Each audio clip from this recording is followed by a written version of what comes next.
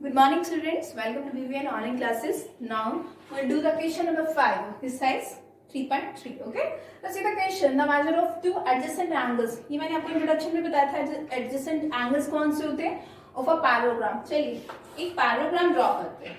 Okay. Naming कर देते हैं. This is ABCD. So the measure of two adjacent angles of a parallelogram are in the ratio. दो adjacent angles दिए जो ratio में दिए 3:2. तो इसका मतलब इसको ले लेते हैं 3x ले लेते हैं, इसको 2x ले लेते हैं. आप इन दोनों को भी ले सकते थे या चाहो तो इन दोनों को भी ले सकते हो, वो आपकी मर्जी, आप किसको भी ले लीजिए. Okay. Find the measure of each of the angles of the parallelogram. कि जितने भी एंगल्स हैं इनके जो मेजर कितना है, मेजरमेंट कितना है वो बताइए. कितना का एंगल, तो आपको पता है अपोजिट एंगल्स इक्वल होते हैं, तो ये भी 3x होगा और ये भी 2x होगा. क्लियर है. आप लिखेंगे angle is equal to angle C is equal to 3x लिख दो पहले. ठीक है. और angle B is equal to angle D is equal to 2x. क्या लिखेंगे? Opposite angles are equal. चलिए आपने यहाँ पे लिख दिया ऑपोजिट एंगल्स आर इक्वल. तो मुझे पता है क्वाड्रिलेटरल में चारों एंगल्स का जो सम है वो कितना होता है, that is equal to 360 degree. Okay. So you can say angle A plus angle B plus angle C plus angle D is equal to 360 degree. Quadrilateral में चारों एंगल्स का सम 360 डिग्री होता है. तो एंगल ए कितना हुआ 3x, एंगल बी कितना हुआ आपका 2x हुआ, एंगल सी कितना हुआ अगेन 3x और एंगल डी 2x. ये कितना हुआ 360. अगर मेरी x की वैल्यू आ जाती है यहाँ पे तो आप यहाँ पे आप पहले एक बार sum of quadrilateral, sum of quadrilateral, ठीक है, इज इक्वल टू 360 डिग्री. तो यहाँ पे अगर x की वैल्यू आ जाती है तो मेरे पास अगर x की वैल्यू आ जाए तो हर एक एंगल निकालना इजी हो जाएगा. तो ये कितना हुआ यहाँ पे 3, that is 3 plus 2 5, 5 plus 3 8, 8 plus 2 that is 10, 10x is equals to 360. So I'll find the value of x is equals to, that is x is equals to 360 by 10. तो ये कितना है, x की वैल्यू कितनी आ गई 36 आ गई. ओके. अगर मेरी x की वैल्यू आ गई तो मैं इजीली निकाल पाऊंगी वैल्यूज.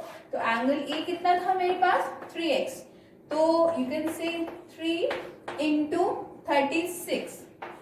ओके. 6 3s are 18 और 3 से 9 plus 1 10. तो ये कितना हुआ 108. तो angle A is equals to angle C is equals to 108 degree. एक एंगल आ गया. अब मुझे एंगल B की निकालो या D की निकालो, सेम ही होगी. Angle B is equals to twice of x. तो 2 और x की वैल्यू 36 है तो ये 72 हुई. तो मेरे पास angle B is equals to angle D is equals to 72 degree. Easy है ना क्वेश्चंस. ठीक है. तो ये आप बिल्कुल ध्यान से इस टाइप के क्वेश्चंस करेंगे. अब इसका नेक्स्ट क्वेश्चन देखते हैं. Now see the next question. Okay. तो यहाँ इन क्वेश्चंस में आपको ये बोला गया है कि ये एक पैरालोग्राम है. ठीक है. आपके पास बुक्स हैं, उसकी जो हेडिंग्स है, ये क्वेश्चन है कि एक पैरालोग्राम है. तो अगर पैरालोग्राम है, यहाँ पे जो x है और y है इनकी वैल्यूज निकालिए. ठीक है. एक बार ध्यान रखना, यहाँ पे इन क्वेश्चन में बोला गया है कि ये जो डायग्राम्स है ये एक पैरालोग्राम है. तो इनके वैल्यू बहुत इजी. अगर मुझे ये पता चल गया कि एक पैरालोग्राम है तो मुझे इतना पता है कि पैरालोग्राम की अपोजिट साइड जो होती है वो इक्वल होती है. तो मैं यहाँ पे SN जो है वो किसके इक्वल होगा, GU के इक्वल होगा, because opposite sides of parallelogram equal.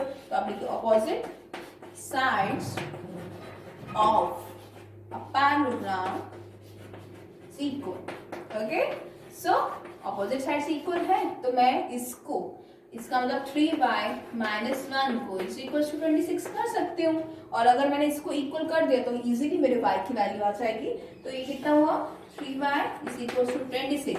ये माइनस के अगर तो प्लस बन जाएगा, that is 3y is equal to 27. और y की वैल्यू कितनी हुई 27 by 3 दैट इज 9. तो y की वैल्यू कितनी आ गई आपके पास 9.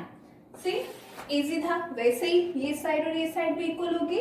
तो आप इसमें भी यही रीजन लिखेंगे, S G is equal to N u, ये रीजन लिखेंगे positive sides of parallelogram is equal, तो इसका मतलब 3x जो है वो किसके इक्वल हो गया, 18 के इक्वल हो गया, तो x की वैल्यू 18/3, 3 6 आए थे, so x is equals to 3 that is 6 हो जाएगा।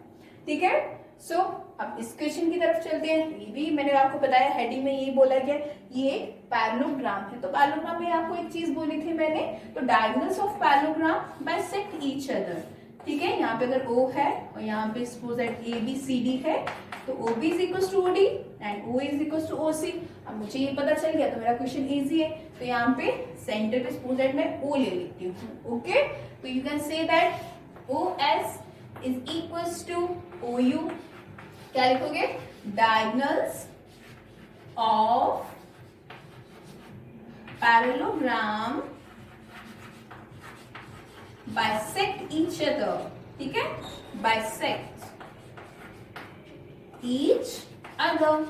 ओके, तो ये आपको लिखना पड़ेगा। तो O अगर OS और OU इक्वल है तो OS 20 है और ये कितना है, y+7 है, तो मुझे ये 20 इसको यहाँ पे ले आइए, ट्रांसपोज करिए, तो 10 में से 7 गए दैट इज 3 1, y की वैल्यू कितनी आ जाती है आपकी, 13 आ जाती है वैल्यू। अब मुझे किसकी वैल्यू निकालनी है, यहाँ पे x की वैल्यू निकालनी है, तो वैसे ही मैं यहाँ पे लिख दूंगी कि ON is equals to OR। ठीक है, same reason, diagonal of parallelogram bisect each other, so ON is equals to x plus y और OR तो 16 दिए। अब भी जस्ट y की वैल्यू कितनी निकाली है, 13, मैं इसमें पुट कर दूं तो मेरी x की वैल्यू आ जाएगी, तो ये कितना हुआ, 13 इज इक्वल टू 16, तो x कितना हुआ, 16 minus 13, you can say that x is equal to 3। Okay, अब ये क्वेश्चन देखिए, ऐसे बड़ा सा क्वेश्चन दे दिया कंफ्यूज करने के लिए, बट ये ऐसा बिल्कुल भी टफ क्वेश्चन नहीं है, this is very easy questions. अच्छा, आपको ये बोला गया यहाँ पे कि जो RISK है और CLUE है, ये दोनों क्या है, पैरेललोग्राम है। सिर्फ पैरेललोग्राम की पता होना चाहिए। अगर ये पैरेललोग्राम है तो ऑपोजिट एंगल्स इक्वल होने चाहिए, एडजेसेंट एंगल्स भी बनने चाहिए, उनका सम 180 डिग्री होता है। चलिए, तो ये वाला एंगल तो ये वाला एंगल इक्वल होगा, मुझे इस x की वैल्यू निकालनी है। मैं यहाँ पे लिख दूंगी angle L is equal to angle E, तो क्या लिखूंगी, ऑपोजिट एंगल्स ऑफ पैरेललोग्राम। कौन सा पैरेललोग्राम लिया आपने यहाँ पे, CLUE, CLUE आर इक्वल। ठीक है, आर इक्वल बताना पड़ेगा ना कौन सा पैरेललोग्राम था। तो चलो, angle L is equal to angle E, तो ये कितना हुआ, 70 डिग्री हो गया आपका यहाँ पे। चलिए, आपने ये बता दिया।